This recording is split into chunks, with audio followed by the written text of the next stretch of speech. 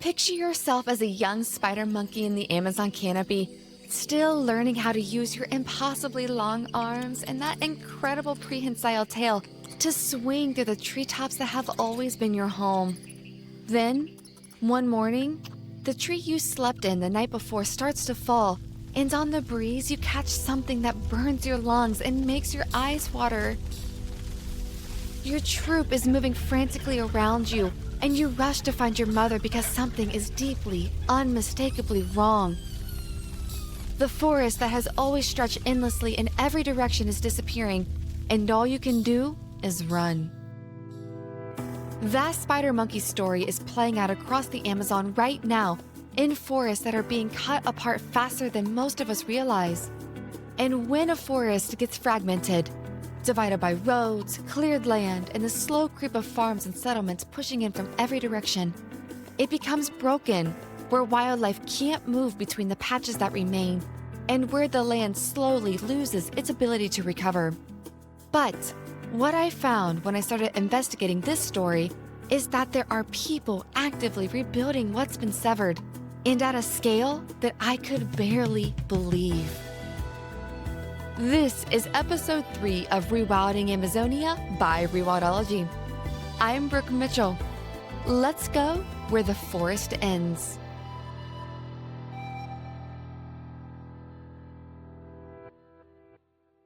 When was the last time you thought about roads?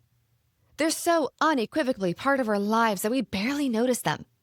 Roads connect cities, move goods, give us the freedom to travel, and provide remote communities with access to healthcare and opportunity. Nobody builds a road to destroy a forest. And yet, in the Amazon, that's exactly what's happening. So I had to ask, what is the real cost of opening up the Amazon? And is there a way to build without paying that price? To answer that question, I called Juliana Martens, a road ecologist and PhD candidate at the Imperial College of London, who has spent the past several years studying how roads affect wildlife in the Amazon. But before we move forward, you might be asking yourself, what the heck is road ecology? Trust me, I had the same reaction when I first heard this term. Juliana does a wonderful job explaining the relatively new field and what it studies. Road ecologies is quite a new field. So there are publications back in the 60s, but it really grew after the 80s. It was when also the technological advancements came. So we had faster cars and we needed infrastructure for these faster cars. The road network grew immensely and it's still growing a lot. It is estimated that in 2050, 25 million kilometers of new roads will be built. And this is 60% more on what we had in 2010. And 90% of them will be in the developing countries or in the global south. And most of these countries are tropical countries, which holds most of the tropical biodiversities. The most obvious impact is roadkill, but there are many other impacts, indirect impacts. So the road itself causes an impact much more than just the surface of the road itself. There is habitat loss, edge effect, barrier effects. For example, 95% of all deforestation in the Brazilian Amazon, it occurs in 5 kilometers from roads. So roads are the initial step for many environmental crimes, for hunting, the illegal mining. There are many benefits to roads, of course, increase economic opportunity and social mobility. But if they are bad planned, they can create a huge environmental impact. The most important aspect of Juliana's work isn't the science, it's who she does it with. Juliana is on the Projeto Reconnected team, who works along the Waimeria-Chari, an indigenous community in the Brazilian Amazon, and is helping them build the scientific case for something they've known for decades. That the highway cutting through their territory has been damaging the forest and every being who depends on it for over 50 years. In the 70s and 80s, Brazil had a military government, so we had a dictatorship. And during this dictatorship, one of the main policies was called integrate to not surrender. It was a second colonization of the Amazon based on the premise that neighboring countries were trying to steal the Amazon from us. They started to build a lot of infrastructure projects, especially highways and roads. and they completely ignored that already millions of people already lived in the Amazon. One of the highways that they built was crossing the Waimea Indigenous territory. So it's the highway BR 174 that connects Manaus to Boa Vista. Manaus and Boa Vista are two very important capitals in the Amazon, and this is the only access through land to Manaus, to the northern part of the country, and also the only access to other countries such as Venezuela and Guyana. It's a very important highway economically, and the Waimea people, they are warriors, so protecting their territory and being a warrior is really part of their culture. So they really fought back against the government, and at the time, the military, they used machine guns, bombs, even Agent Orange on the Waimea people in the villages. And the Waimea people only had bows and arrows to fight against the government. 90% of the population was killed. So it was one of the worst genocides of any indigenous communities during this time. And they were killed until they were only 300. And it was recent, it was in 1977. Since the end of the military dictatorship, the Waimea community, they started to do a lot of mitigations measures to mitigate the impact of the highway in their territory. They started counting roadkill. Since 1997, they count roadkill every day. And this is the longest running citizen science project in road ecology in the world. They counted almost 20,000 roadkills during all this time. For decades, the Warumiriachari have been closing the BR 174 every night at 6 p.m. by putting chains across the highway, laying tire spikes on the road, and standing guard until 6 a.m. It works, and they know it. But knowing something and proving it to a government are two very different things. That's where Juliana came in. I asked her what the community told her when she arrived. I asked them, "Why do you close the road?" And then they answered me, "Don't you lock your house when you go to sleep? The forest is our house, so we also lock our house when we go to sleep."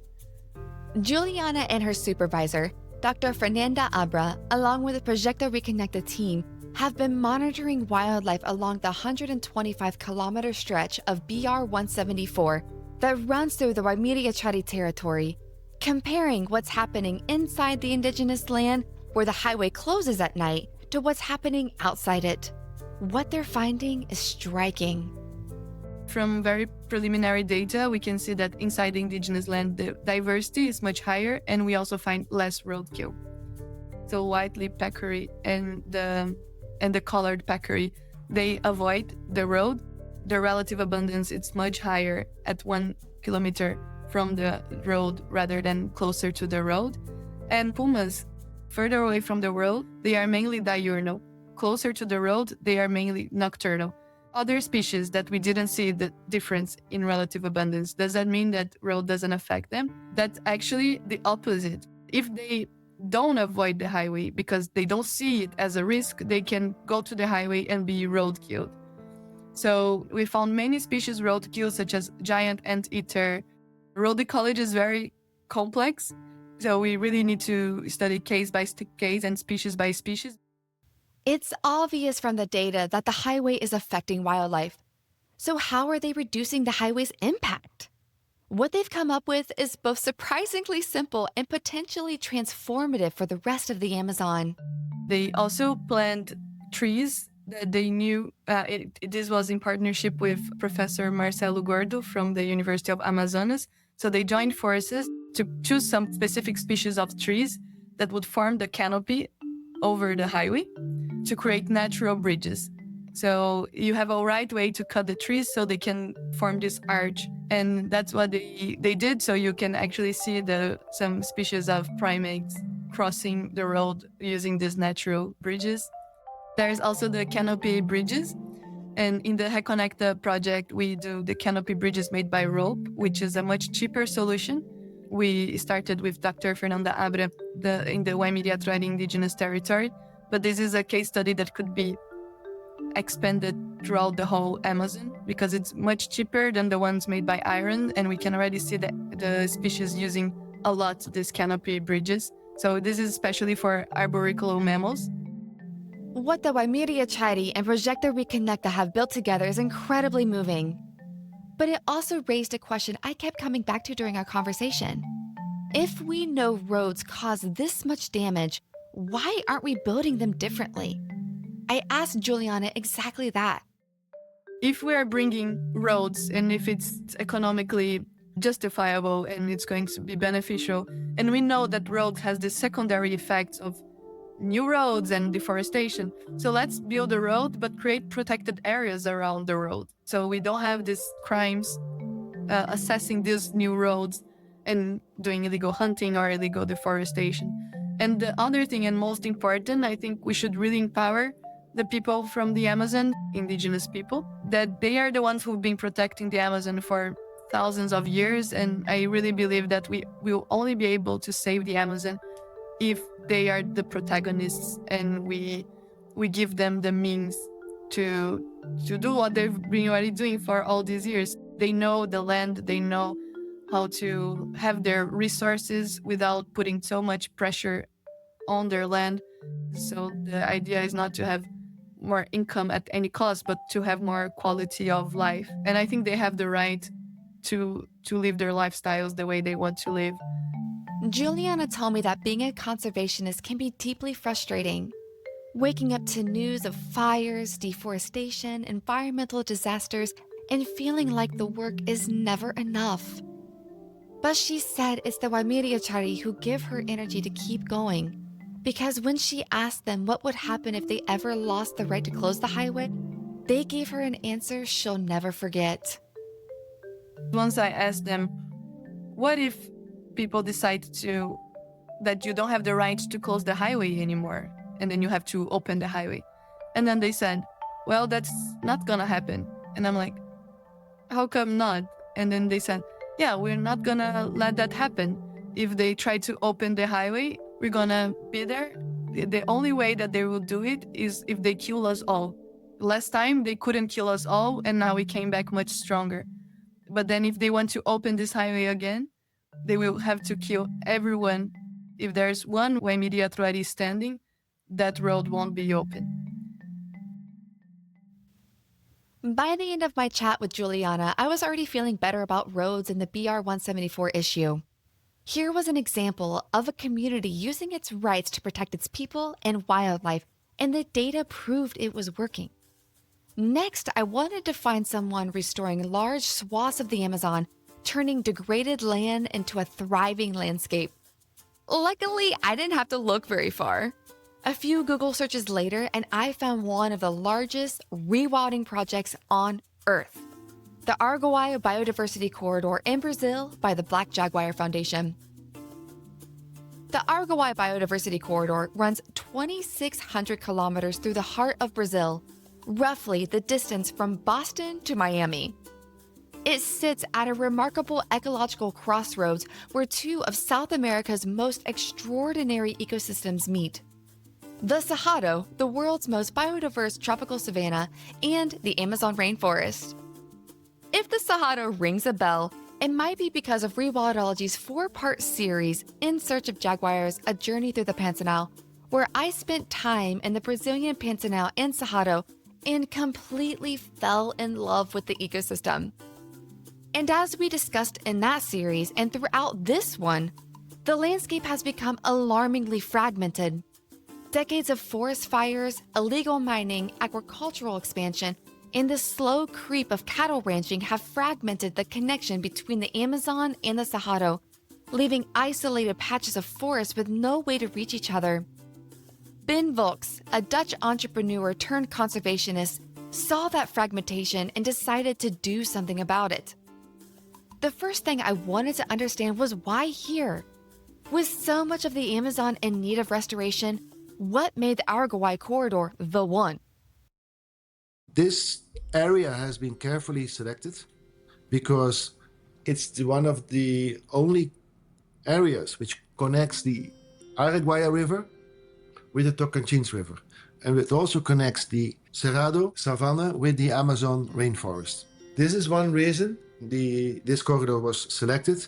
Another reason is that it fortunately has one of the most pristine river islands in the world. It's called the Bananal Island, and the Bananal Island used to be completely intact and is the biggest river island in the world. So this is in the center of the Araguaia Biodiversity Corridor. It's a great example, like the pearl of intact nature. And the last, a key reason is that fortunately this river has only one big hydro dam. And as you might know, in Brazil, many rivers are completely destroyed by every 300, 400, 500 kilometers the construction of a huge hydro dam. You have to destroy so much forest for it. The whole ecosystem is gone in the surrounding areas of the hydro dam.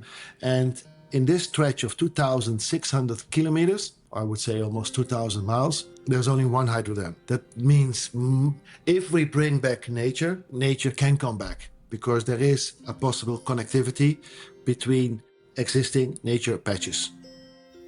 I was blown away by the sheer scale of what Ben and the Black Jaguar team are attempting, and how long it took just to get started.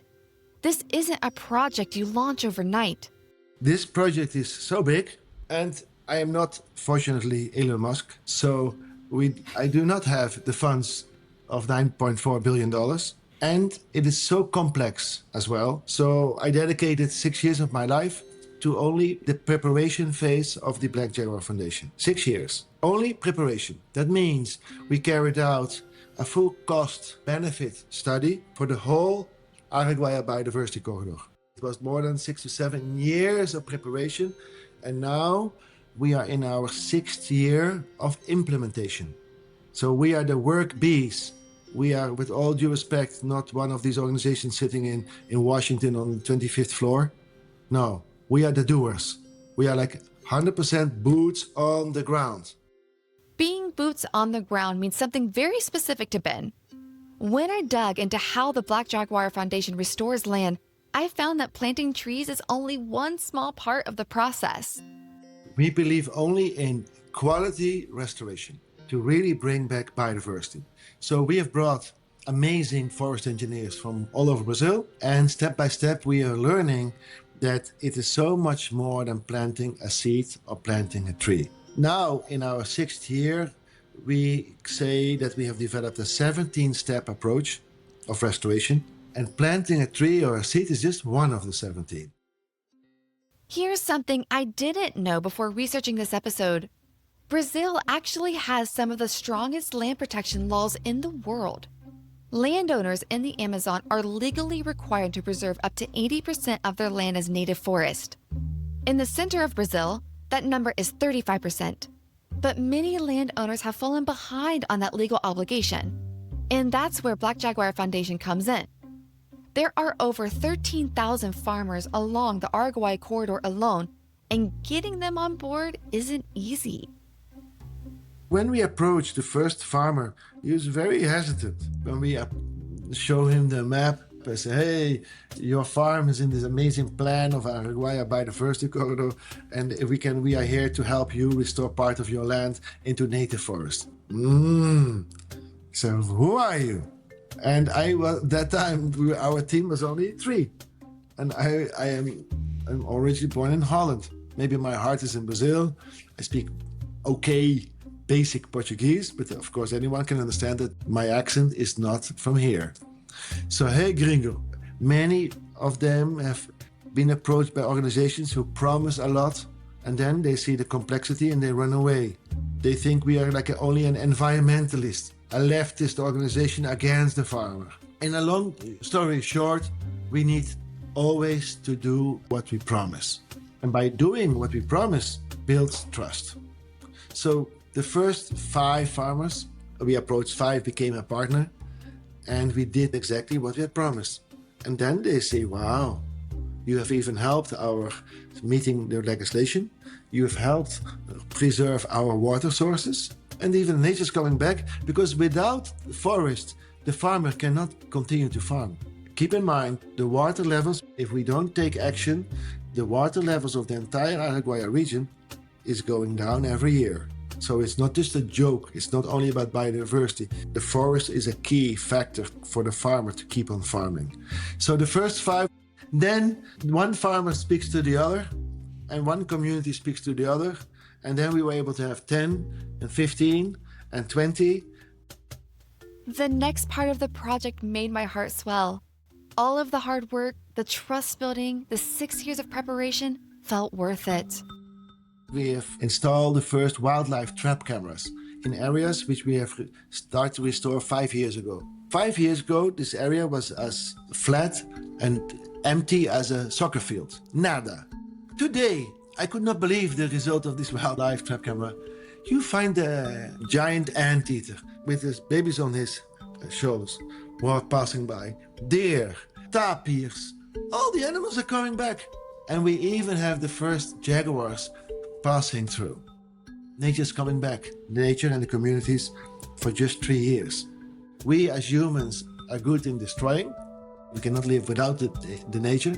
Nature's coming back so quickly, but we have to help. Ben's work answers one half of the connectivity question. How do you restore what's been lost? But there's another half. How do you protect what still remains? That question took me to Ecuador. Here's something else I didn't know before I started researching this episode. The Amazon makes up half of Ecuador's national territory. And for most of history, the majority of this region sat outside of any formal protection. When I found that out, I thought someone must be doing something about this. That line of thinking led me to a conservation organization called Nature and Culture International, or NCI for short, and one of their coordinators, Bruno Palladines, who has spent over 2 decades working to protect Ecuador's Amazon. Ecuador is less than 2% of the entire Amazon. That is the share of Ecuador. But within Ecuador, the Amazon basin is more than 50% of the country. So it is crucial for us because it's half of the country, a bit more. And what happened there is that approximately 120,000 square kilometers approximately, that is the Amazonian basin. And from that total, approximately 40,000 square kilometers were protected, let's say, by the national system of protected areas. But the question was, what happened outside that forest? In 2016, we saw the map and identified approximately 60,000 square kilometers that were in a very good conservation state, were connected, but were outside the national system of protected areas. Our idea was, we should work there with local communities and with the municipalities and provinces. There is a possibility for the creation of municipal and provincial areas of approximately 60,000 square kilometers. Around 60,000 square kilometers of intact connected forest. But the threats closing in on it are accelerating. As in most of the countries, probably all the Amazonian countries, we have huge problems and threats now.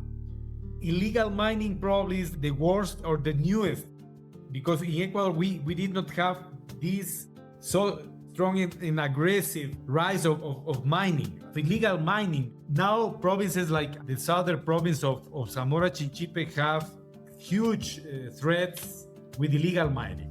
Cattle was always a problem, and the rise of the production frontier, they gave rise to huge amounts of deforestation.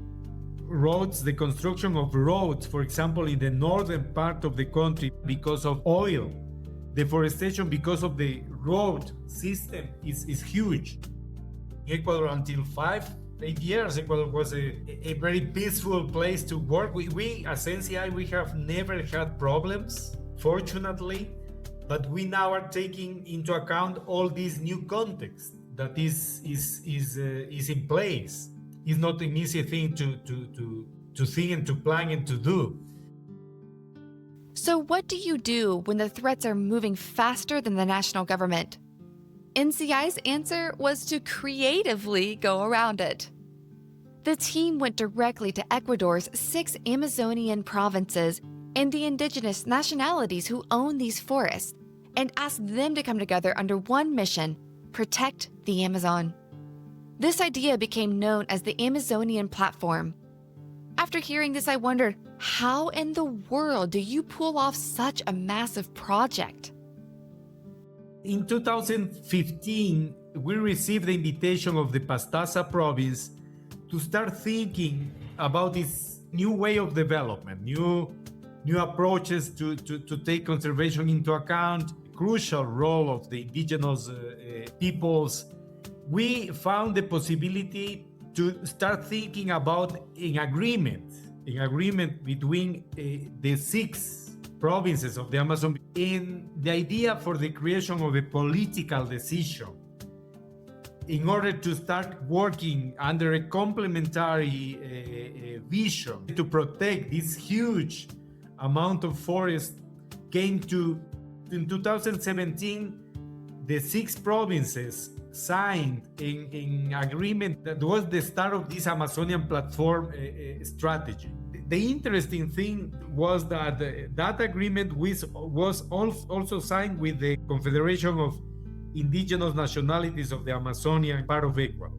So it was the first time that an agreement to start thinking collaboratively between not only one province, but the 6 provinces and the indigenous peoples was a reality, let's say. And then NCI became a technical partner of this strategy to make this political decision to start working at the field already. The backbone of the whole platform is something called the Amazon Future Fund, a financial mechanism for conservation that for the first time puts indigenous nationalities and provincial governments together as equal partners in deciding how conservation money gets spent. I asked Bruno how decisions actually get made, because on paper, getting 6 provincial governments and multiple nationalities to agree on anything sounds nearly impossible. The design of the projects will be made by them that are part of the fund. NCI is a technical partner that will help, will support their visions.